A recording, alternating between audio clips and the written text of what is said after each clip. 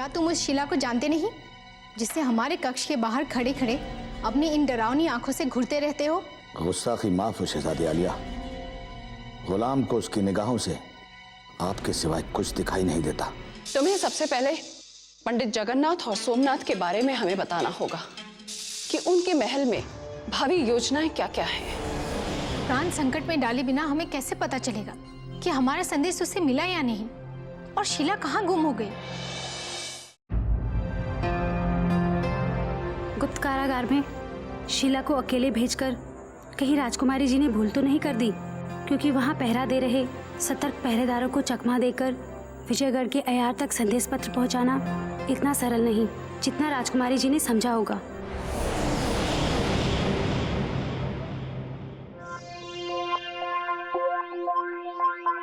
भीम भैया, शीला तो नहीं मिली किंतु संध्या अवश्य मिल गई। चलो इसी से पूछते हैं, इसने शीला को कहीं देखा है कि नहीं। चलो चलो।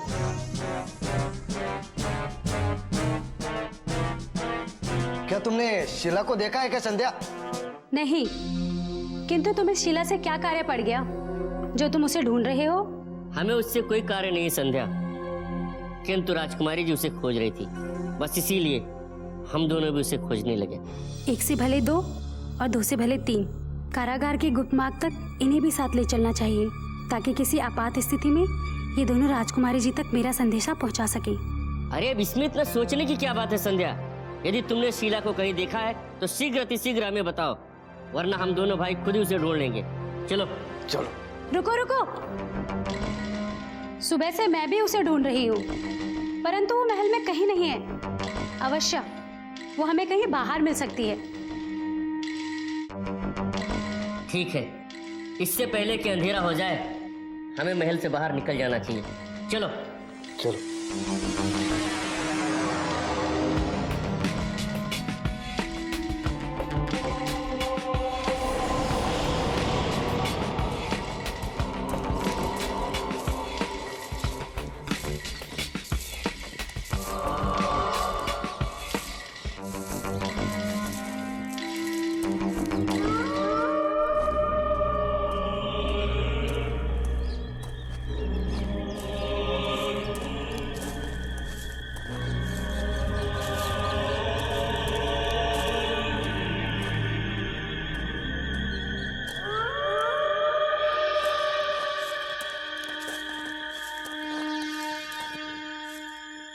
शहजादी आलिया के तीनों गुलाम शायद उसी नामुराद को ढूंढने निकले हैं जिसे मैं दुनिया से रुखसत कर चुका हूं।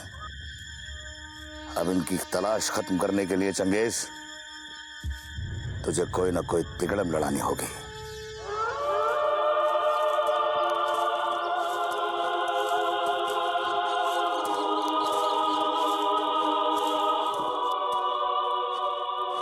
अरे भाई, तुम लोग किसे ढूंढने जा रहे हो? उसी शीला को जिसे तुमने महल में 1000 बार देखा होगा, किंतु आज ये कह के अपना पल्ला झाड़ लिया कि तुम तो उसे जानते ही नहीं। अरे वो तो मैंने ऐसे ही कह दिया था। अगर शहजादी आलिया से मैं झूठ नहीं बोलता तो क्या वो मुझे शीला को ढूंढने ना भेज देती? और अगर वो मुझे शीला को ढूंढने भेज देती तो उनकी हिफाजत कौन करता? परंतु राजकुमारी की रक्षा के लिए हम दोनों भाई ही बहुत है। तुम अपने आका की रक्षा करो, आप राजकुमारी के पीछे क्यों पड़े रहते हैं? मेरी बात समझ में नहीं आती, राजकुमारी जी के इतना दुत्कारने के बाद भी तुम्हें लज्जा क्यों नहीं आती? यदि तुम्हारी जगह हम दोनों महायोद्धा होते तो अपनी तलवार से अपना ही गर्दन काट के आत्महत्या कर लिए होते। पर पता नहीं तुम किस धातु के बने हो, इतना दुत्कार सुनने के बाद भी तुम जिंदा हो। शीला के बाद अब तुम्हारी बारी है नन्हे पिल्लो। भले ही तुम्हारे बदन से निकले खून की 2 बूंदे मुझे नहला तो नहीं सकेंगी, लेकिन हाथ तो धुल जाएंगे। जितना सोचोगे उससे भी अधिक लज्जित हो जाओगी। सच सच कहो, शीला को आपने कहीं जाते हुए देखा है? हम उसे ढूंढते ढूंढते बहुत थक गए। अरे भाई, शीला को मैंने देखा है, यही बताने के लिए तो शहजादी आलिया को जा रहा था कि तुम लोग मुझे मिल गए। क्या? कहाँ देखा आपने शीला को? शीघ्र बता दो हमें चंगेज, हम शीला को लेकर राजकुमारी के पास चली जाएंगी। शीला, शीला,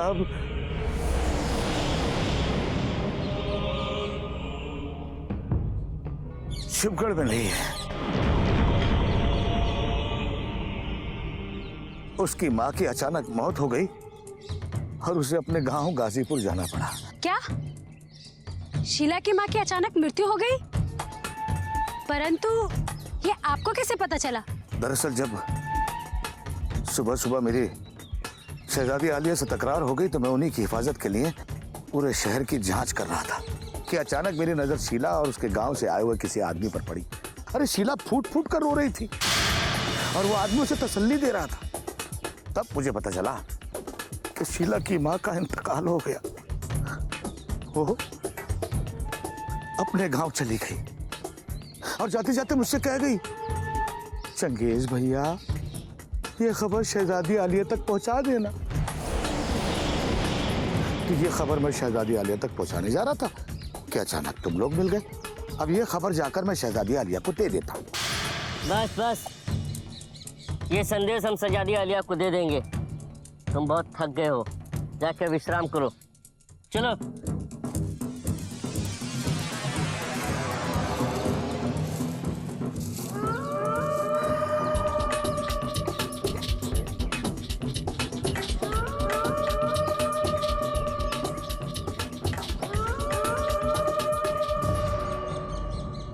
अब देखना शहजादी आलिया कि एक तीर से कितने निशाने लगाता हूं मैं। चंगेज की एक बेइज्जती आपके दो गुलामों की जिंदगी छीनेगी। नहीं, हमें बिना बताए शीला कहीं नहीं जा सकती। झूठ बोल रहा है चंगेज। दुर्भाग्य से यही सत्य है राजकुमारी। यदि चंगेज खान झूठ बोलता तो शीला अब तक महल में आ चुकी होती। हमें चंगेज की बात पर कभी विश्वास नहीं था राजकुमारी जी, किंतु आज जो चंगेज बात कह रहा है वो हमें बिल्कुल सत्य लग रही है। आप धैर्य रखिए। कैसे धैर्य रख सकते हैं हम? शीला को जिस महत्वपूर्ण कार्य से हमने भेजा था उसका उत्तर दिए बिना वो कहीं नहीं जा सकती, किसी भी परिस्थिति में नहीं जा सकती। क्षमा कीजिए राजकुमारी जी, माँ की मृत्यु के समाचार ने शीला को सब कुछ भुला दिया होगा। वैसे भी इस संसार में माँ से बढ़कर और कोई नहीं होता और उसका इस संसार में माँ के सिवा और कोई नहीं था। चंगेज का यह भी कहना है राजकुमारी जी, जब शीला के गांव के दूर के रिश्तेदार ने उसे ये सूचना दी तब वो उसी मार्ग पर बैठकर फूट फूट के रोने लगी और तो और वो अपने होश भी खो बैठी थी। परंतु किसी तरह उसके दूर के रिश्तेदार ने उसे समझा बुझाकर चुप कराया और अपने साथ गाजीपुर लेके गए।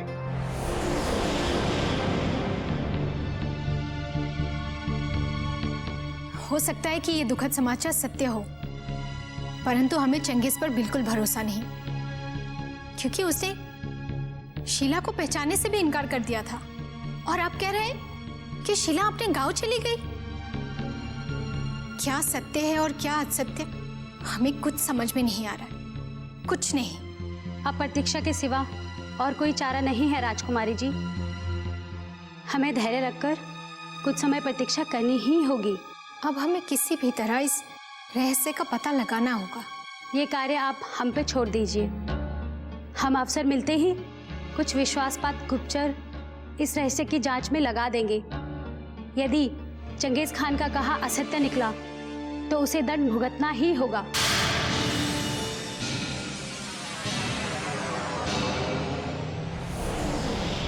चंगेज, गुप्तचरों से हमें सूचना मिली है कि राजकुमारी किशोरिनी शीला की खोज जोरों शोरों से आरंभ करती है। तो उसके लिए आप बेफिक्र रहिए मेरे आका, क्योंकि शहजादी आलिया को ना तो अब शीला मिलेगी और ना ही उसकी लाश, क्योंकि आपका यह गुलाम शीला के छोटे छोटे टुकड़े करके चील कौओं को खिलाकर उसके लहू से नहा भी चुका है। सबूत तो तुमने मिटा दिए, परंतु शीला के अचानक लुप्त हो जाने का संदेह तो तुम्ही पे जा सकता है। नहीं मेरे आका, नहीं।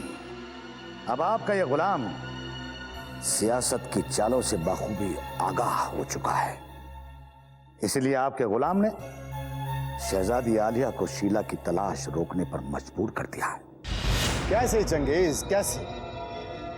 जो शीला साई की तरह राजकुमारी किशोरी के साथ चलती थी, इतनी शीघ्रता से वो उसकी खोज पर कैसे पूर्ण विराम लगा सकती है? क्योंकि आपके इस गुलाम ने शीला की मां की झूठी मौत की खबर फैला दी है और यह साबित कर दिया है कि वो अपनी मां को आखिरी बार देखने अपने गांव वापस लौट गई। और सुना है शहजादी आलिया ने भी इस खबर को कबूल कर लिया। चंगेज ठीक कह रहे हुजूर।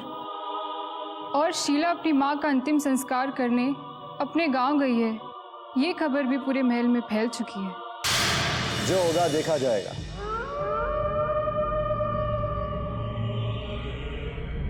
अब ये बताओ कि क्या सूचना लेकर आई हो तुम?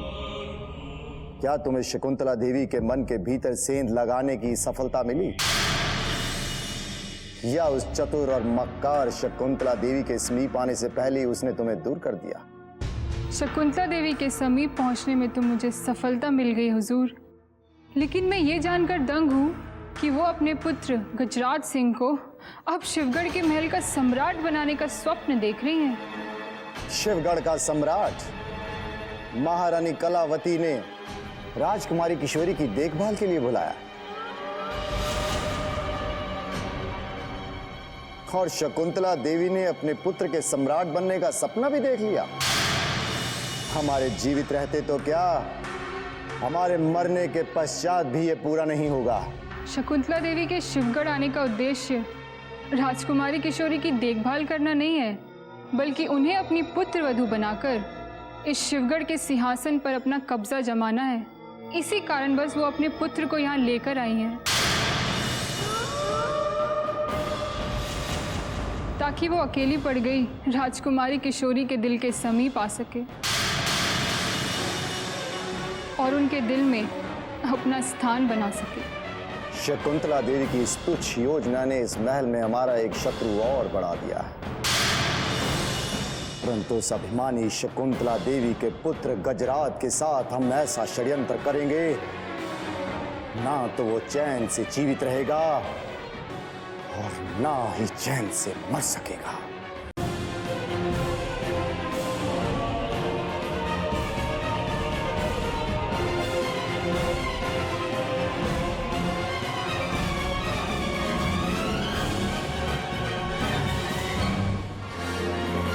अच्छा हुआ आप हमें मिल गए, वरना राजकुमारी किशोरी की एक करतूत हम अपनी माता श्री को बताने ही जा रहे थे। क्या हुआ? राजकुमारी किशोरी ने ऐसा क्या कर दिया जो तुम इतने लाल पीला हो रहे हो? हम राजकुमारी से मिलने गए थे, परंतु उनकी दासियों ने हमें कक्ष के द्वार से ही वापस भेज दिया।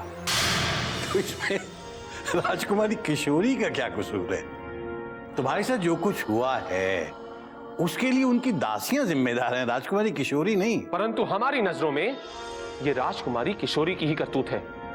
उन्हीं के आदेश से उनकी दासियों ने हमें रोककर हमारा अपमान किया, जो हम कभी नहीं सह सकते। फिर तो तुम्हें यह अपमान हमेशा ही सहना होगा, क्योंकि राजकुमारी किशोरी से हर किसी को मिलने की इजाजत नहीं है और यह आदेश हमने ही दिया है। यह आपने कैसा आदेश दिया है? यदि राजकुमारी से कोई महल का व्यक्ति नहीं मिलेगा तो क्या शत्रु मिलेगा? हो सकता है। यदि चुनारगढ़ के युवराज इंद्रजीत उनसे मिलना चाहें तो वो जरूर आके उनसे मिल सकते हैं, क्योंकि राजकुमारी किशोरी उनसे प्रेम करती है। नहीं, ये कभी नहीं हो सकता। राजकुमारी हमारी है, क्योंकि हमारी माताश्री ने उन्हें अपनी कुलवधू बनाने का निर्णय लिया है। बेटा, जाकर अपनी माताश्री से कहिए कि जिस काम के लिए महारानी ने उन्हें यहां बुलाया है उसी पर ध्यान दें, वरना तो आप ऐसे ही कुंवारे रह जाएंगे।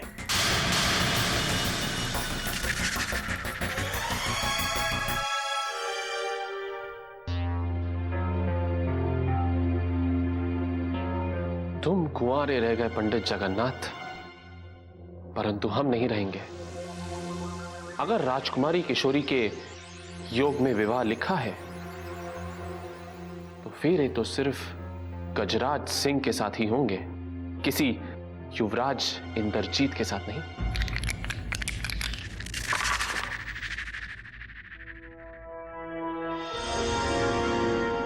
12, 20, 32 अर्थात शिवगढ़ पर छा गए संकट 36।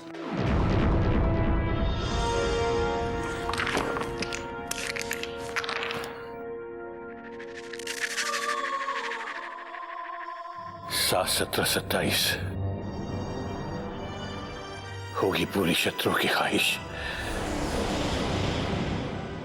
नहीं, ये मैं नहीं होने दूंगा। मैं राजकुमारी पर संकट नहीं आने दूंगा।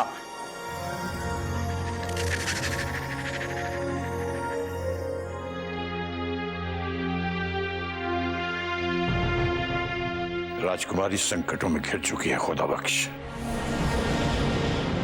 और इसमें भी संदेह नहीं है कि शकुंतला देवी और गजराज उसे युवराज से दूर करने का षड्यंत्र रच रहे हैं। मुझे फौरन विंध्याचल जाना होगा, वरना राजकुमारी किशोरी के काल मृत्यु निश्चित है। पंडित जी, आप क्या कह रहे हैं? यदि आप चले गए तो शिवगढ़ के महल पर संकटों का पहाड़ टूट पड़ेगा। यदि आप कुछ दिन और ठहर जाते तो। मैं समझता हूं खुदा बख्श, किंतु इस वक्त मेरा यहां एक क्षण के लिए भी और रुकना ठीक नहीं होगा। यदि विंध्याचल का रुका हुआ कार्य पूरा नहीं किया गया तो समझ लो कि हम लोगों की समस्याएं 10 गुना बढ़ जाएंगी। और एक बात, हमारी गैरहाजिरी में राजकुमारी की सुरक्षा का भार तुम्हारे ऊपर होगा। यदि उन्हें कुछ हो गया तो उसकी पूरी जिम्मेदारी तुम्हारे ऊपर होगी। बम बम। प्रणाम बाबा। कल्याण हो। बाबा, मैं तो अभी और इसी वक्त विंध्याचल के लिए निकल रहा था। संयोग से जाते जाते फिर आपके दर्शन हो गए। हमें भी संयोग से ही पता चला है पंडित जगन्नाथ जी कि राजकुमारी के दुखों का अंत करने वाली काट विंध्याचल के सुंदर पहाड़ों में ही कहीं छुपी है। बस वो काट किसी तरह से हमें प्राप्त हो जाए तो राजकुमारी के दुखों का निवारण अभी भी संभव है। बाबा, मैं समझा नहीं, आप किस काट के विषय में बात कर रहे हैं? और वो काट है सूरजमुखी का वो दुर्लभ फूल जो वर्षों के पश्चात केवल एक बार ही खिलता है।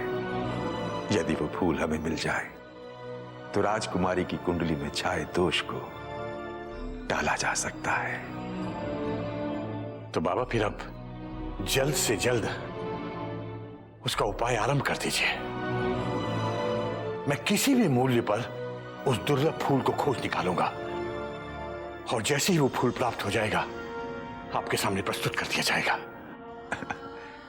जगन्नाथ जी, उस फूल को प्राप्त करना इतना सरल कार्य नहीं है। जब वो फूल अमावस की काली अंधेरी रात में खिलता है तो उसकी विचित्र सुगंध हवा में तैरती हुई चारों ओर फैलती है। उस सुगंध के आकर्षण में काले नाग उसकी तरफ खींचे चले जाते हैं, उसे घेर लेते हैं और सूर्य उदय होने तक पहरा देते हैं। बाबा, राजकुमारी किशोरी की जान बचाने में यदि मेरे प्राण भी चले गए तो मुझे खुशी होगी, क्योंकि शिवगढ़ और राजकुमारी को बचाना ही मेरे जीवन का अब अंतिम लक्ष्य है। माताश्री, माताश्री, माताश्री, आज हम बहुत खुश हैं।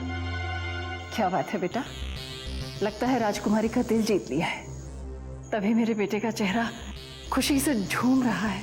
ये बात नहीं है माताश्री, बल्कि हम अभी तक राजकुमारी किशोरी से मिल भी नहीं पाए हैं, जबकि हमने आज उनसे मिलने का प्रयत्न किया था, परंतु उनकी दासियों ने हमें उनके कक्ष के द्वार से ही वापस लौटा दिया। कि तुम क्या कह रहे हो? तुम मेरा नाम मिट्टी में मिला दोगे गजराज? तुम जानते हो कि मैंने राजकुमारी के साथ तुम्हारे विवाह की बात चलाकर तुम्हें शिवगढ़ के सम्राट बनाने का षड्यंत्र रचा है, और तुम अभी तक राजकुमारी से मिल भी नहीं सके। अच्छा तुम ये बताओ, आज तुम इतने प्रसन्न क्यों दिखाई दे रहे हो? पता चला है कि अभी अभी पंडित जगन्नाथ ये महल छोड़कर विंध्याचल चले गए हैं।